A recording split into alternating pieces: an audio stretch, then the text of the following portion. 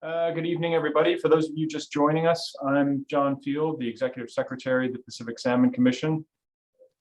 This is the third of 4 special events the Commission is hosting this week during our 37th annual meeting. This evening, we'll be hearing from 3 panelists about a project to be launched under the UN Decade of Ocean Science. That just began in 2021, and the project is entitled Basin Events to Coastal Impacts, or BECI. And I know it'll be of interest to the Commission, both commissioners, technical committee, panel members, as we continue our focus on changes in salmon productivity and the North Pacific ecosystem, and our forthcoming MOU with the North Pacific Marine Science Organization, or PICES. Our 3 panelists tonight are Dr. Sonia Batten, the Executive Secretary for PICES, just across the water on Vancouver Island, Dr. Brian Riddell, our Canadian PSC Commissioner and Science Advisor to the Pacific Salmon Foundation. And finally, Mark Saunders, the North Pacific Director of the International Year of the Salmon. So today's session is being recorded for those who can't attend, and the Secretariat will provide details on how to access the recording after the meeting ends. For the audience, you've all received a link, beyond the panelists, you've all received a link to join the event as an attendee, and you'll be muted during these opening remarks and during the presentation, but at the end we budgeted time for questions. You can enter your question through the Q&A button at the bottom of your screen, and for those of you watching those questions arrive, you can like the ones that you support and you'd like to see answered as the highest priority. Staff will monitor that screen and the panelists can see it as well. If you don't want to type your question, you can click the raise hand button, and I'll keep an eye out for folks who simply want to vocalize their question. And we'll unmute you when we get to that point. I'll turn it now over to Brian to get us started. Looks like Brian is ready to go with slides. I hope everyone can see the screen. And Brian, take it away. Well, and thanks everybody else for being on. 5 p.m. in the afternoon, 3 days into the meeting. I really do appreciate people doing another virtual hour meeting with us, but I hope you find it worthwhile because I think this really is an important opportunity. I am going to be brief. I'm only going to sort of set the background for this discussion. The work that we're going to talk about really is fed by the work that was conducted in 2019 and in 2020 in the Gulf of Alaska.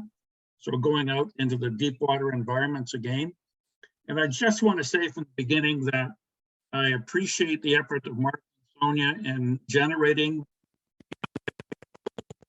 them later in the project, but it was their lead. It will be a major effort to produce this project, but I think that the opportunities and rewards are just too big to not take this seriously. So I fully endorse taking this on, and it couldn't come at a better time. I mean, we are all aware of the poor returns and the lack of fishing in the last few years. It's hurt communities right from Alaska south to varying degrees by species and area, but generally much poorer than we hope. All right, so let's go to the first slide. I'm simply going to set the background here. In the 2019 and 2020 expeditions into the Gulf of Alaska, there was a lot of information gathered and a lot of new information, a lot of results unreported as yet. But following from a workshop last April, the NPAFC will produce a new technical report, number 18. It'll be out this winter, early spring. And one of those papers I co-authored with 2 Alaskan biologists, Catherine Howard and Andrew Monroe. And they produced an absolutely rich amount of data on salmon populations in Alaska from Norton Sound right through Southeast Alaska, and that 81 indices by different species. And I expanded the southern indices to make 106 indices in total. And from that, we wanted to look at patterns of change over time. I am only going to show you a couple of examples of that, but it's very clear from our work that when we were sampling in 2019 and 2020, we had very poor abundances of salmon at sea. And it was very widespread and really not understood or expected. Mark, let's go to the next one and just show you one example. I think this is a wonderful data set from Alaska of 33 different populations of sockeye salmon. So these are deviations from long-term average, and we wanted to compare the 2019 and the 2020 returns to the past history. Don't worry about the details, just look at the general patterns and you can see that there is fluctuations in trends over time. The one point I will make is the very strong negative deviations to the right in the chart. That's 2019 and 2020 and shows you how common the decline or the poor returns were across this region. And the lines through here, the solid black line, go to the next slide, Mark. The solid black line is for all of the populations entering the North Pacific compared to the dashed line, which is all of the sockeye populations entering the Bering Sea and Norton Sound. And you can see, depending on where you are, that you have a very different recent trend. So much poorer in the North Pacific, but not that way in the Bering Sea. Bering Sea sockeye seem to be doing their own thing and they're doing very, very well. Now, if you come down south to more local, the next slide, and we look at Fraser sockeye, Fraser pink, and Fraser and Puget Sound chum, if you look to the right side of these figures, you'll see a very consistent negative deviation. And one of the interesting things to me was that although the poorest returns were frequently in 2019 and 2020, it's really a continuation of changes that started to occur back in, depending on where you are, 2012, 2013, 14, when we started to see the development of the really substantial marine heat waves. So we'll go to the next slide, Mark. So I think that there's no better way to say it than it is a time for change. We have fundamentally ignored the deep water environment where most salmon spend most of their life, right? So there isn't any question from our review that when we were out at sea in 19 and 20, we were fortuitous, I guess, in being there at the wrong time. It was a relatively poor production. There isn't any question throughout the region that the marine survival was really determining the total return at this time. Not saying that the freshwater and the coast aren't important, just the spread of the return clearly indicates the deep water impacts. But it's a huge opportunity and the timing is wonderful because as we look more into this, we have all sorts of opportunities for enhanced collaboration, new technologies, new modeling. We're much further ahead than we really realize because we aren't putting all the information together. So I think BECI is an ideal opportunity to address the concerns of industry and the public. We're all concerned about poor fishing performance and the lack of salmon. What is their future, right? So I think the timing is great and there are going to be a number of opportunities for work right across the Pacific. We're talking about BECI in the Northeast Pacific, but there are UN decade programs in the Northwest Pacific as well. So I'll leave it to Mark to talk about BECI and then hopefully we can have discussion at the end. Thank you very much, Brian. Good afternoon, everybody. Good evening. My real pleasure to be here. I know many of you from my time with Department of Fisheries and Oceans with Canada and sitting on the Committee for Scientific Cooperation with the Commission and very close relationship with the staff over the last number of years that I've since been working with the North Pacific Anadromous Fish Commission out of Vancouver. And working on this International Year of the Salmon that's coming to conclusion and the large project that we have in collaboration with Brian and others in getting these ships out into the open ocean. I think dealing with this, what we're seeing this time for change, a lot of what we're seeing demands some international cooperation. not just Canada, the United States, but beyond. If we're going to understand what's going on in this ocean environment, in particular the open ocean, it's really going to demand that multiple countries, agencies, NGOs, the industry, we all figure out how to work together on this, and that's been a big part of what I've been involved in for the last 5 years.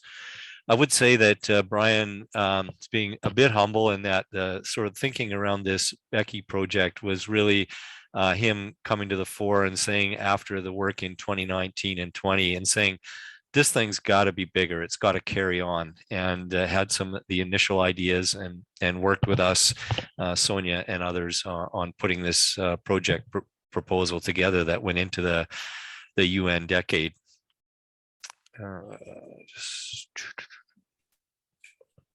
Sorry, just slides slow and changing here. There it goes. So cooperation. So how is all this going to work in terms of? I'll give you a bit more detail on the project itself that we submitted. But the thinking is that as international agencies and organizations for cooperation, we really live in silos. So the diagram that you can see going around, the blue areas are treaty areas for the North Pacific Fisheries Commission, the North Pacific Anadromous Fish Commission, PICES, and in the Atlantic, the North Atlantic Salmon Conservation Organization. And so the arrows there just reflect, the width of them reflect the degree of cooperation that is there.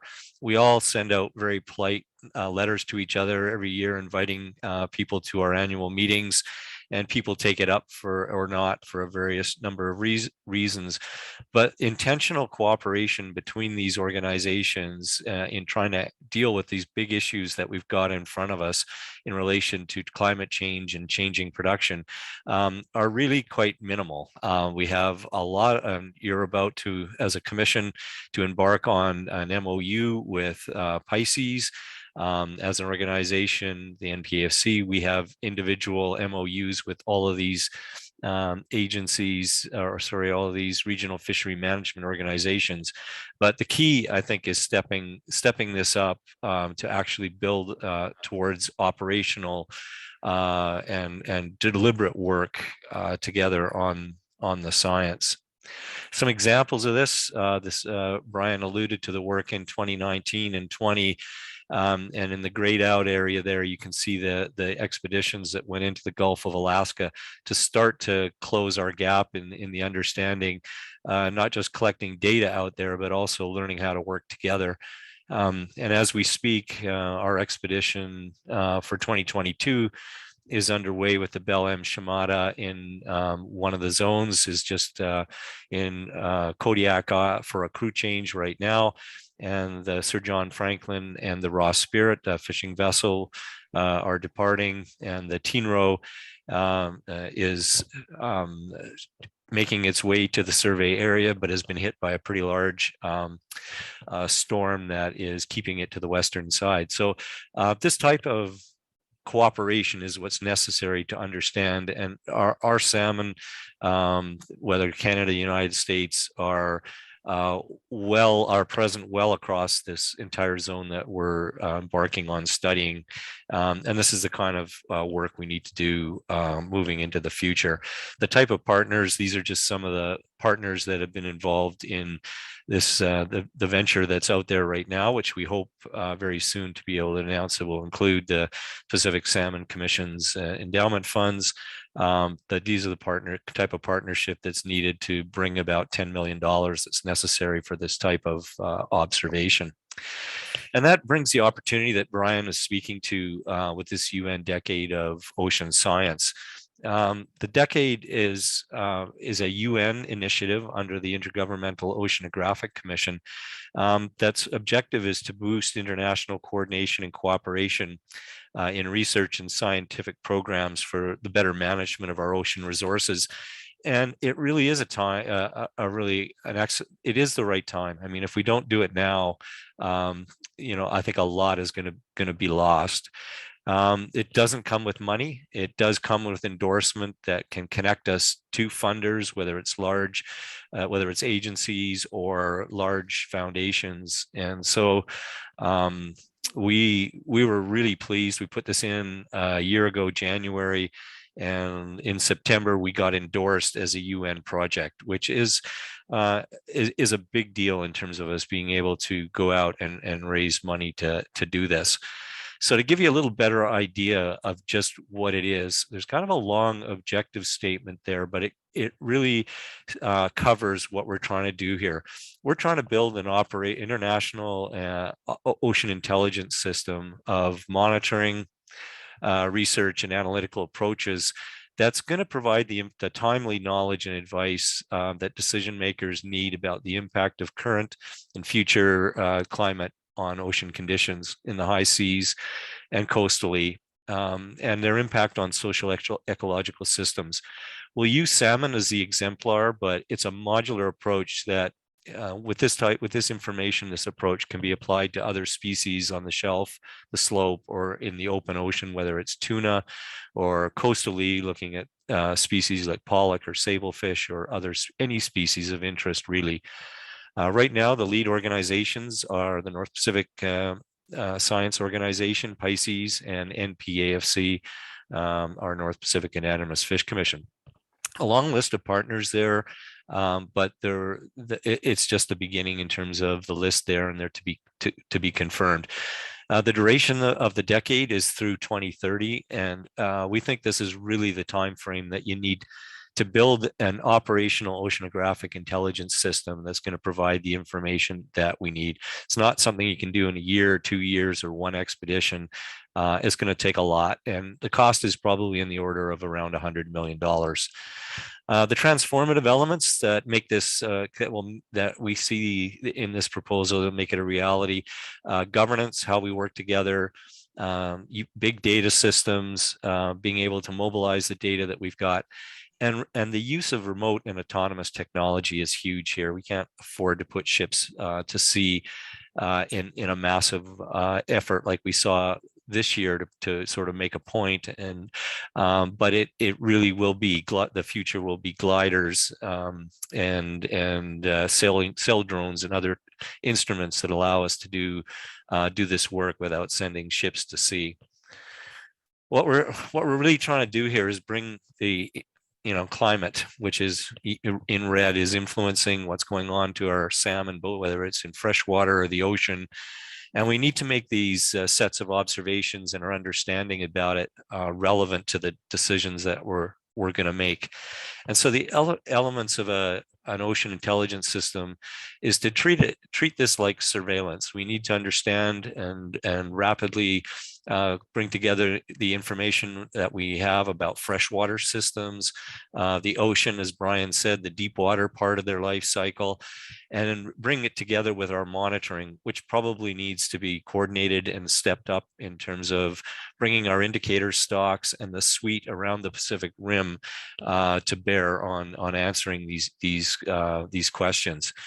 I spoke to data mobilization. If we can't consistently bring the data together in the right form, in standardized form, and have it being accessible, then the science and the ultimate decisions are going to be lacking. So data mobilization is a big part of it. And Brian also spoke to the fact that the modeling is changing. The climate modeling and the ability to forecast climate on timescales of sort of 1 to several years is the time scale that's going to make this ability to link our understanding to weather and ocean as it's being influenced by climate, to understand what the processes are that are linked to fish production. And ultimately, as I say, on those timescales of months to years, are going to be relevant to the type of management decisions that we need to make. And this is going to be ultimately an iterative process of understanding, constantly conducting research to evolve our understanding and linking these processes that ultimately support decisions. And across all of this is the need for a lot of communication about the work and the science that we're doing through 2030, but building the support for in 2030 delivering a a program that will be an ongoing. So some of the activities that I alluded to in there: developing an integrated monitoring program, building on 2020, the expeditions that I spoke about, probably, on a biennial schedule over the next 8 years of research at sea, contributing to our knowledge and building out the monitoring program, mobilizing our data using the Global Ocean Observatory System and new systems for finding data. Industry, social media use these technologies to great advantage to do their work, and I think it's time that this can support the natural resource science as well as management. Developing these models, and I've got a couple of slides in a second here to give you a sense of what that looks like, and connecting all of our researchers and managers using these new graph database technologies to connect our activities, whether they be just connecting people, their ideas, events, and the data. Brian and I and others just met recently with some of the climate modelers. And so we're on the edge. They're here now in some places, but the ability to downscale from global climate models, you can see sort of predictions of whether this is carbon flux, but it could be temperature, it could be any variable of interest to us. At these very coarse scales, they can be downscaled, and you can see an example of the structure and the features you can see in that middle frame. And this takes a huge amount of high-level computing technology to do, but it can be done, and it's being done for select species and areas. But really what we need is to be able to have a much more global approach or hemispheric approach to building these. And you can see on the right-hand side what their proposed idea to do this systematically for the whole the North temperate waters that are influenced by salmon in both the Atlantic, the Pacific, and the Arctic basins. So this is the kind of thing that's possible now that we can work with to drive forecasting. So some of the elements of BECI, the organizational parts, will be new governance arrangements. So I've got a slide on that in a second. We'll draw, it's a lot of resources, but we'll draw on partnership arrangements from government, NGOs, et cetera. We look to build generational, gender, and geographic diversity in building the cadre of young scientists right from across Canada, the United States, and all the countries of the Pacific Rim, and to develop, incorporate Indigenous knowledge and Western science as underpinnings of new management systems and communities. Governance, I won't spend a lot of time on this, but the intention is to ultimately house BECI under PICES, the North Pacific Marine Science Organization. And that's on the left coming down. That will provide the administrative and the oversight to the project and its science and team. But on the right-hand side, we're bringing in partners, a network for partners to be engaged, and an advisory board that will provide some independent connection with the funders and the scientists and the management agencies, and with a project office that will oversee all of it. Kinds of things that, how is this going to support? We often get the question of, there's not much that we can do about the ocean, but in fact, a lot of what we do in the ocean has relevance and impacts the fish as we make decisions, with legacy effects of how healthy the fish are coming back into freshwater systems, to management systems, and when they're leaving, that can ultimately make a big difference in terms of the efficacy of decisions. But we also need to be cognizant of downstream effects and offshore effects, like illegal, unreported, and unregulated fisheries that are ramping up in the Western North Pacific and coming and making their way east. We need to be able to connect with the open ocean and to the basin and the processes that are affecting salmon when they're going early ocean entry and feeding in that first year. And we need to understand what's going on with them when they're in this susceptible in this, especially in this first winter. There's also a lot of development plan for the open ocean where they could be affected, whether it's mining or harvesting down of lower trophic levels of feed for fish food. So there are a lot of reasons to be understanding and be engaged in this. So that's an overview of BECI, and I'll get to our next steps in a second, but I'm going to turn it over to Sonia Batten right now from PICES, and she's going to speak to how PICES fits into this picture. So Sonia. Thanks, Mark, and thanks, John, for the invitation to come today. So I thought I'd give a little bit of background on PICES first. And for anyone who isn't aware, the acronym of PICES stands for Pacific ICES. ICES is our sister organization in the North Atlantic, has a much longer history than us. So that when in the early 1990s, there were plans to set up a similar organization in the North Pacific. PICES became the name, but it stands for the North Pacific Marine Science Organization. So PICES is an intergovernmental science organization coming up on 30 years of age now, and it's a focus on science. We have 6 member countries that are based around the rim of the North Pacific. You can see the countries listed there on the left. And our focus area is the North Pacific Ocean from around about 30 north up to the border with the Arctic Ocean. And I'm going to also comment on the need for partnerships that both Mark and Brian mentioned earlier, because PICES is a relatively small organization, and in order to cover these things, we really need to work with partners as much as possible.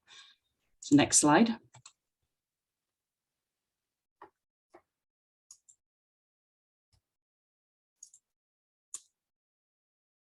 Thanks, Mark. This is by no means all of the organizations that we work with, but we've got here some of them, and many of these relationships are informal and rely, as Mark said earlier, on reciprocal attendance at annual meetings and so on. But we have 4 groups of organizations or programs that are listed here: intergovernmental organizations, national marine science agencies, academic organizations and foundations, and international programs.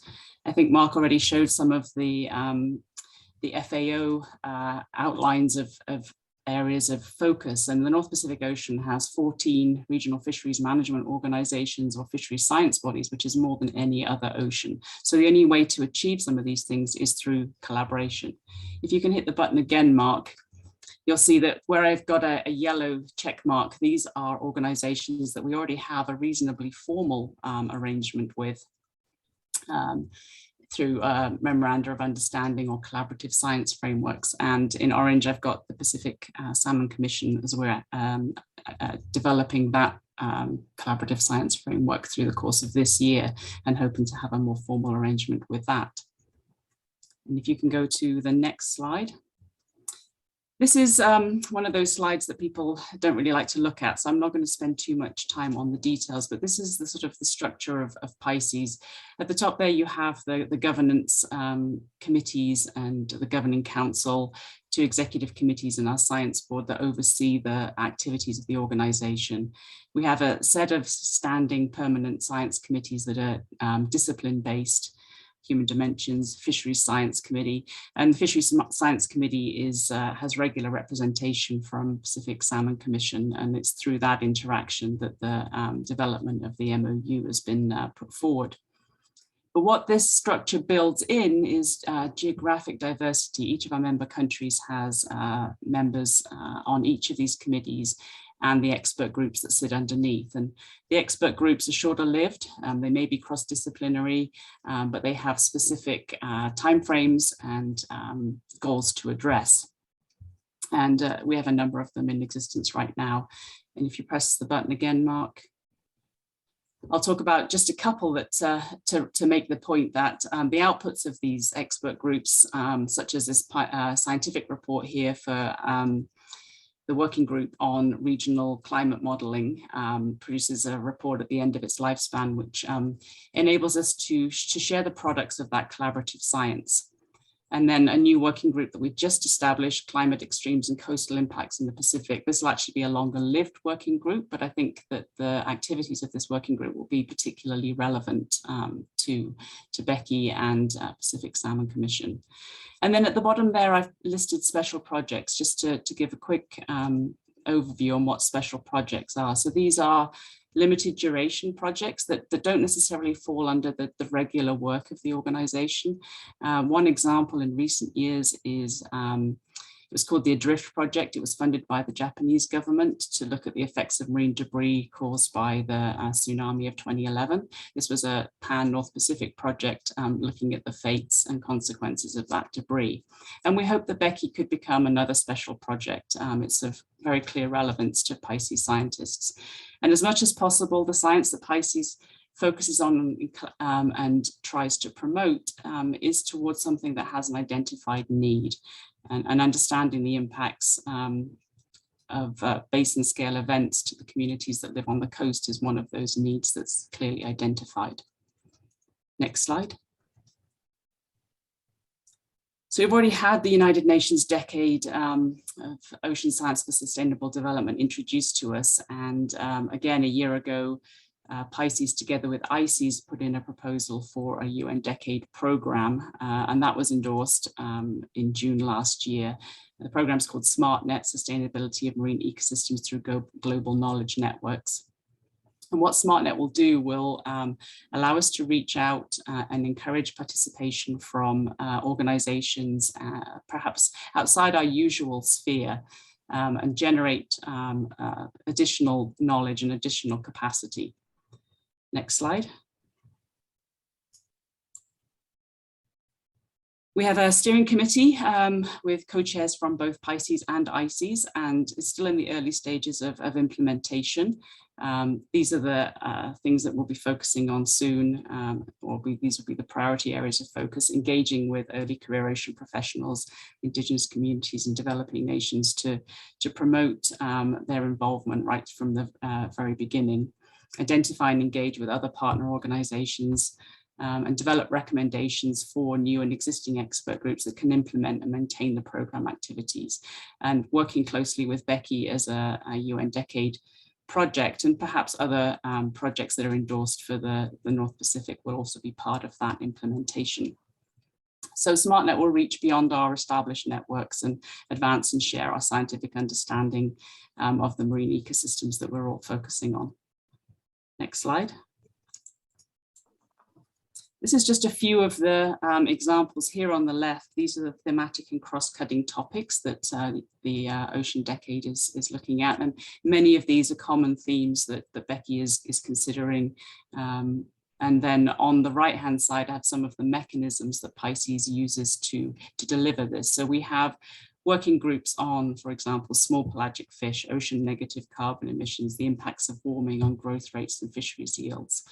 And then at the bottom there, some of the platforms and the infrastructure that PICES provides to further these activities. So we have some joint symposia coming up, Early Career Scientist Conference, Small Pelagic Fish Symposium, and a joint ICES-PICES annual meeting next year for the first time.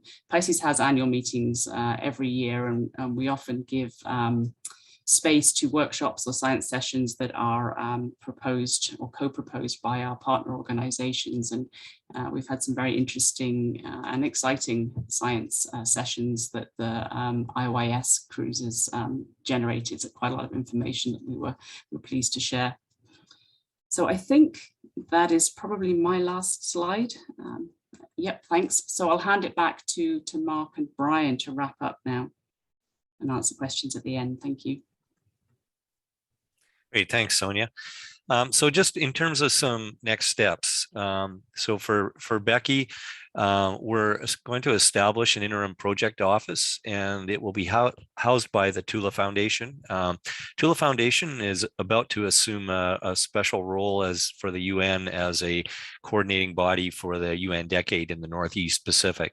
And so they will administer BECI for us for the first probably 6 to 12 months that what we're calling phase 0, which which will be planning out this concept. And so Brian and Sonia and a number of others, there's an open invitation to be engaged, work with us in developing out this project. And of course, another next step is around the development of the PSC PICES MOU, and I think that adds to the connections that we've got that we can draw on for the development of BECI. And then in year 2, so we're planning by June to have May, June to have a detailed implementation plan developed for BECI, that would then go to PICES and to NPAFC for approval, and is specifically to get the special project approval within PICES that Sonia sort of referred to that process. And we'll begin implementation after that. We certainly see the expedition that's out right now as a key element of information and experience that's required to plan BECI. Okay, so just got a little. There we go. So just some considerations for the commission here. As Brian said, BECI's a significant opportunity. Any organization like the Salmon Commission, the NPAFC, we're concerned, and as all of us are, with the conservation of salmon. It's the complexity of scale is always one of the biggest challenges we have. Their survival, their conservation depends on good actions, good decisions in hatcheries and freshwater habitat, coastal and estuaries, and out to the high seas. And I think this is an opportunity for us to do something that brings together into a framework all of the aspects of the life history and the understanding the link between our anthropogenic impacts as well as the broader climate change that's coming down. And we have an opportunity to leverage the work and the funding that the Salmon Commission brings and all the effort that it brings to leverage that in the context of funding from other agencies, foundations that see value in moving ahead in this area. So, I would make a case that PSC consider becoming a partner in BECI and working with us. And in that frame, I think engaging scientists, the technical committees and managers through the panels, engaging right from the outset in the planning of BECI. It's a principle around the UN decade that these projects be co-developed and with the people that are impacted by the project. And I should say that in endorsing our project, it was one of only 2 in all of the hundreds that they received from across the planet that is actually attempting to link ocean science to fisheries management decisions. So this is a big opportunity, and I think all of our conversations with funders out there there is a lot of interest in this. And I think to be more specific on it, it will be important to pilot the linking of ocean, our operational oceanography and our ocean work with PSC stocks of interest across the panels. So I'll leave it at that. I hope Brian may have other comments to sort of close us off, but look to answer your questions and hope to engage the commission more broadly as we go forward in building out BECI.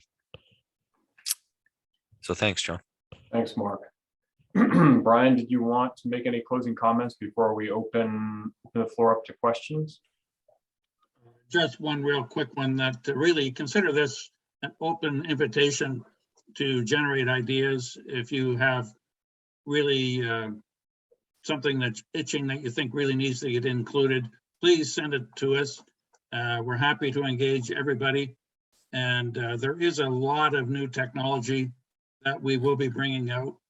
And, I look at this as really sort of 3 life history zones, and many of our scientists we're talking to do too. We have communities of people we engage with in freshwater. We'll build on those, and so we maintain that communication. Both countries have active study programs in the coastal zones, but we aren't really using the full technologies available to us. So we'll be engaging with that. And then there's the ocean, which is really where the surveillance under BECI really has to come about and that. And so I think there's 3 zones of influence, if you want, and we're going to incorporate all of them. I'll leave it at that. Thanks, Brian. For those in the audience who want to pose questions, like I said, you can click the Q&A button in the lower part of your screen, and all the panelists will see those. If a question pops up that you like, you can click on the little thumbs up icon, or if you want to just raise your hand, we can do it old school too.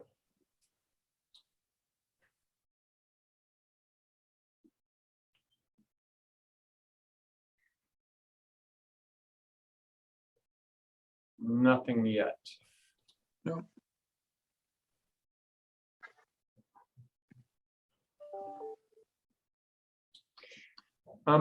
There we go.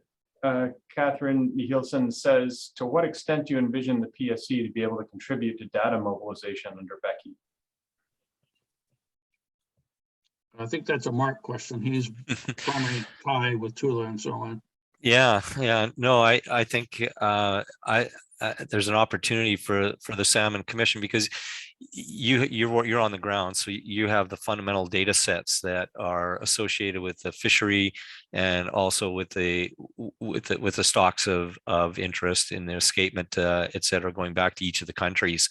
And I think a lot of the mobilization we've been doing, we've started with some work on the open ocean. And but I think there's a lot that can be applied as we start to look at the data held more locally.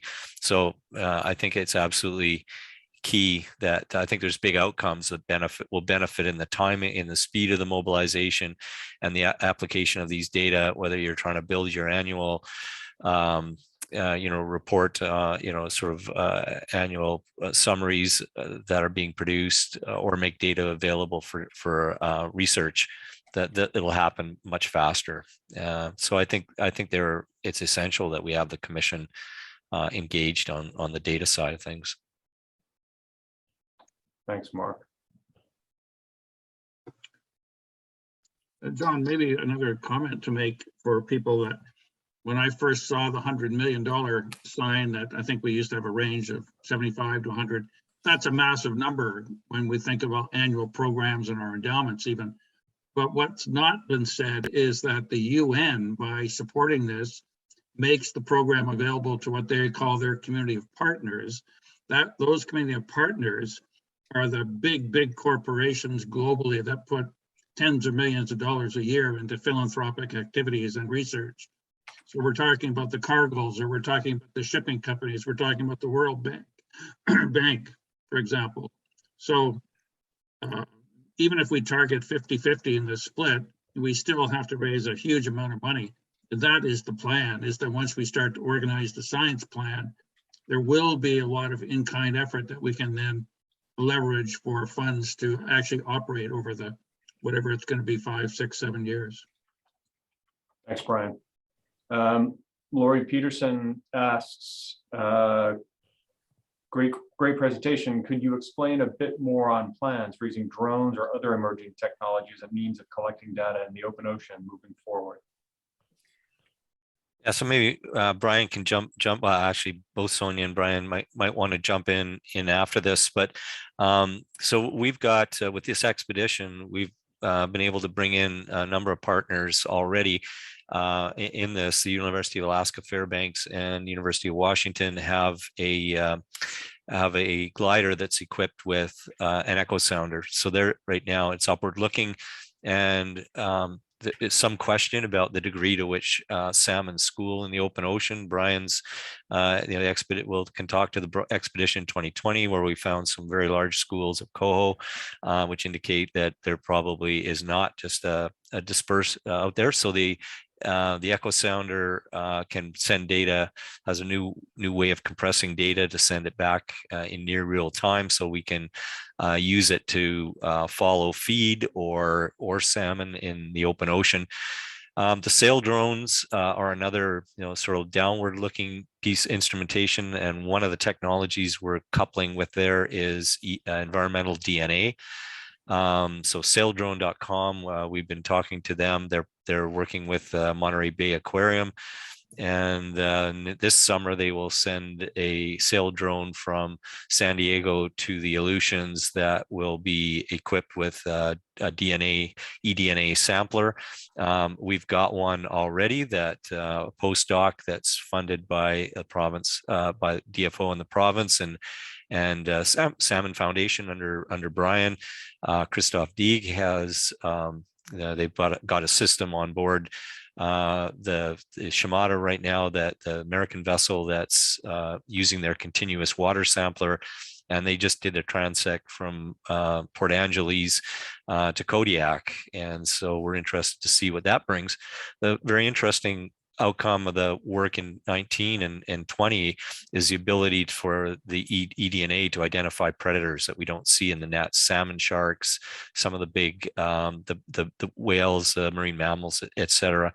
And so it can give you a finer resolution than you can get from sampling with a net, and a less bias. So those technologies, also coupled with they're already regularly coupled with oceanographic sampling sensors, so you can start to target, from land, a fleet of gliders and drones that can be out there in any weather, any time of the year, and covering much higher resolution to tell us where the fish are, what the ocean conditions are in association with it. So I think our ships will become the technology to really do fine scale and try to understand some fine scale details and mechanisms. But I think these instruments will play a big role in being able to provide regular data. I don't know, Brian, did you want to add some more to that?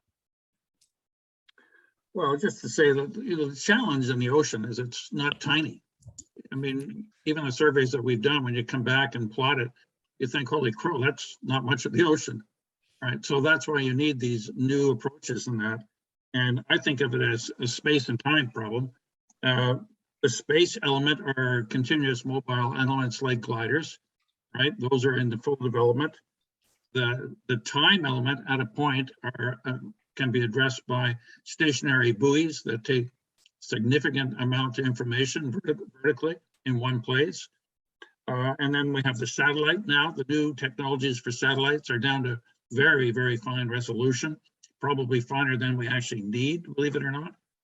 And then there are new technologies that are in tagging. So as a really local example, wildlife computers in Redmond are about to release what they call their micro sat tag, which would allow us to tag fish down to about 20 grams. And what that would do is allow us to collect data for about 3 months, and then it is detached and downloads to satellites. So we're at the verge of combining technologies now that have really been thought about for a long time in development, but now can really come together. So, I mean, we're at a point where be original, because we probably can do it. Thanks, Brian. Larry Peck asks, how is information from the Salish Sea Marine Survival Project integrated into the North Pacific study efforts? Well, that's probably one for me. I mean, I think, Larry, the point is that the BECI program is going to be the offshore extension of something like the Salish Sea study. The winter ecology work that Beamish and I have followed for a few years now, that truly was an extension of the Salish Sea, because where we could track short-term mortalities when they go to sea, we did know from the pit tagging work that there's a significant continuous mortality throughout the life history, and we were able to make our first estimates of that after they leave the Strait of Georgia, and well, I should say the Salish Sea. That's what led us to the winter ecology work. Well, now this is a further extension of that. So, I mean, we were really building on fundamental studies in the Salish Sea, into the coastal research that both countries do, and now we're into another whole level of environment in that bigger open ocean. There was another question, John, about steelhead, which I think is very topical.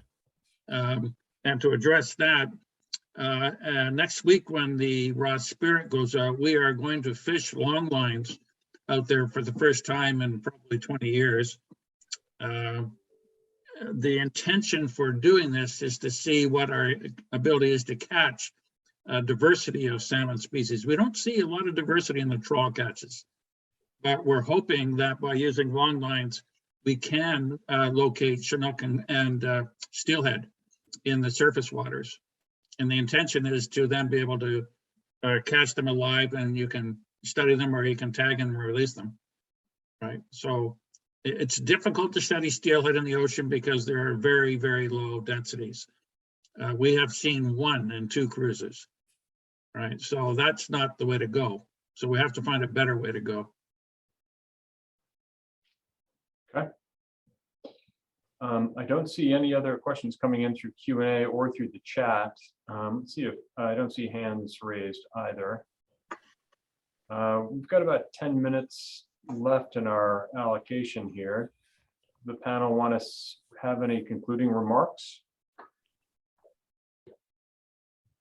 Well, I mean, one, it's an opportunity. I mean, it's really nice that Larry brought up Sailor Sea, because that really was a huge effort for NGO groups to put it together. But we shouldn't lose sight that the ability to do that really came back to the Pacific Salmon Commission and their endowments.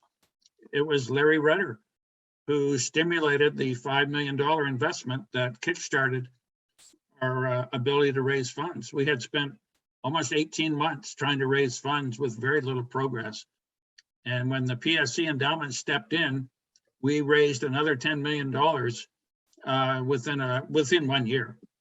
And basically that's what enabled us to really undertake the Sailor Sea Marine Survival Program. And in the end, we raised $23 million of investment in that region. So getting the initial money in, maybe support for the early development period, that could be critical in actually making this work, right? So we've been looking, we continue to look for early investors to really enable this vision to develop. Thanks, Brian. One of the thought that popped into my head is, and it relates to what Sonia had said about the study group and the MOU between PICES and PSC. I got to believe that this is going to be woven into those discussions, and the PSC and the PICES member countries can decide how they want to advance that when they see a draft MOU. But that strikes me as a really solid footing for formalizing the relationship between the two organizations and really fine-tuning, at least in a work plan, what the two organizations want to do to advance BECI and other aspects of ocean research. So I look forward to that. Yeah, the other thing that Sonia didn't bring out is that there's another very large UN decade program from the US called Supreme. And a lot of the people involved there are the same groups involved in the Pacific again. So there really is, what would you call it, sort of a coherence of ideas in the Pacific, linking the communities that need to be involved. So you've got at least 3 or 4 major UN decade initiatives within the North Pacific. So, like the one slide said, the time is now to really jump on this and develop it and benefit from it. It's not going to be overnight. It will be several years of work to do this, but I think it's the only way to really study the North Pacific is through these collaborations. And I would just like to add that, I think one of the really attractive ideas and why I think the time is now is I think that we can see that we can go from end to end. We can go from climate variability in the open ocean right up to the communities on the coast that are relying on these resources. Combination of these new technologies and new techniques for working with the data too. But I think that's what's really exciting for me is the ability to go right from the start, where the climate variability is happening right through to the people that are relying on these resources. Thanks, Sonia. Mark, leave it to you to bring us on home. Yeah, no, thanks, John. Thanks everybody for the questions. And I think that Brian and Sonia have done a really good job. I mean, now is the right time. I think it's so easy to just say, well, we've got enough turning the crank on our annual work that we have to do. And I think, and we understand that, and I come from that world as well. But having seen that we're not alone in this, that all the other countries, the academia, the interest, the horsepower that can be brought to bear on this thing, that you don't have to solve it. Like in the technical committees that are looking at their indices, struggling with the indices failing, looking for better statistical models. The sort of ocean science community, if it's focused, can take that off the shoulders of the individual analyst to say you've got, you don't have to be doing all the research to sort of link to your population. It can be done by an international cooperation that brings it more or less to your door, if you're willing to be involved in sort of setting it up so when it arrives, they're delivering the right work. So I think an investment from people on the ground, the technical committees, an openness to say, hey, we're willing to go down, we're willing to sort of look at this from outside, above the scale outside of our immediate sort of scale of interest. So I think now is the right time. And I agree with Brian on the technology. Like every day we have conversations, and this technology is here, and it's here now, and it just demands, whether it's on the data mobilization side or it's on the gliders, it's here. And most of these scientists are looking for how to make a difference and how to apply it, and they don't necessarily have the connection to the management agencies, the people making decisions. So I think it's, I know your time's precious, but I think an investment of some time to sort of engage in this, I think we'll be standing here in 2030 with an operational system that will be beyond anything we can really dream about right now. But it can be here. So yeah, I'm looking forward to working with all of you and taking the next steps. So thanks again, John, and the commission. Thank you. Thanks to all of the panelists for joining, and to those on the line from the PSC family. We will see you tomorrow as we wrap up the annual meeting.